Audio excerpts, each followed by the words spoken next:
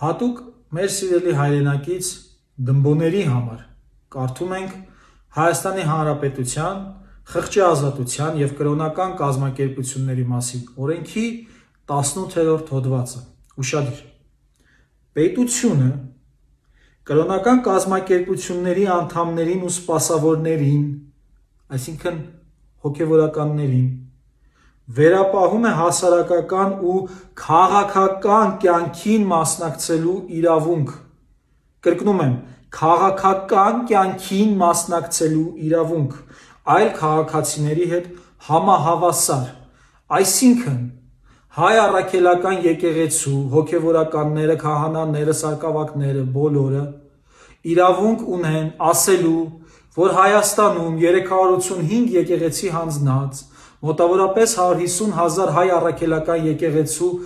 հետևորդի անօթևան թողածը, Արցախը հանձնածը իրավունք չունի Հայաստանում լինելու իշխանության, և սրա հակառակը զրկելը Հայաստանի քաղաքացիներին, այդ թվում կրոնական կազմակերպության սպասավորներին իրենց քաղաքական իրավունքներից կլիներ ապօրինի, հակաքաղաքակրթական, միջազգային իրավունքի խախտում։ Էնպես որ, սիրելի եպիսկոպոսներ, արքեպիսկոպոսներ, տեր-հայրեր, վարդապետեր, սարկավակներ, հանգիստ կարող եք արտահայտել ձեր մտքերը, որ